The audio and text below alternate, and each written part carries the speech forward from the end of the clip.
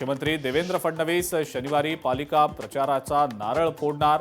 सांगलीमध्ये मुख्यमंत्र्यांची पहिली जाहीर सभा, इचलकरंजीत रोड शो, तर वरळीच्या NSCI डोममध्ये होणार जाहीर मेळावा। शरद पवारांचा फोटो तुमच्या फ्लेक्सवर कायमस्वरूपी असेल का? पत्रकारानं प्रश्न विचारताच तुझ्या तोंडात साखर पडो, अजित पवारांचं सूचक वक्तव्य। पिंपरी चिंचवड महानगरपालिका भ्रष्टाचारानं पोखरली, लुटारूंच्या टोळ्या वाढल्या, अजित पवारांची भाजपवर टीका।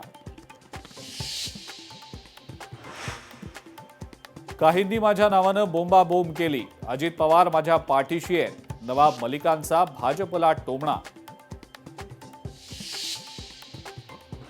पुण्यामध्ये शिवसेनेच्या प्रचार मोहिमेचा उद्या शुभारंभ, उदय सामंतांच्या उपस्थितीत उद्या प्रचाराला सुरुवात होणार, तर एकनाथ शिंदेंच्या उपस्थितीत 9 जानेवारीला भव्य रॅलीचं आयोजन। आदित्य ठाकरे आणि अमित ठाकरेंकडनं जाहीरनाम्याची घोषणा, मुंबईत 700 स्क्वेअर फुटांपर्यंतच्या घरांना प्रॉपर्टी टॅक्स माफ करण्याचं आश्वासन, तर घरकाम करणाऱ्या महिलांना 1500 रुपये स्वाभिमान निधी देण्याचंही आश्वासन।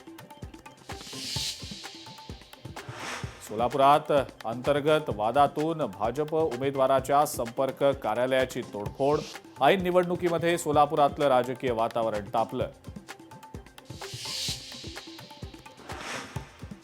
आणि लोकशाही मराठीचे संचालक गणेश नायडू यांनी सहकुटुंब पंढरपूरमध्ये विठुरायाचं घेतलं दर्शन।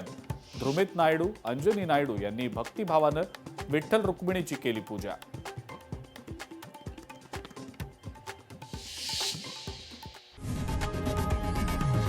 लोकशाही मराठी ऐका, पहा, जागरूक रहा।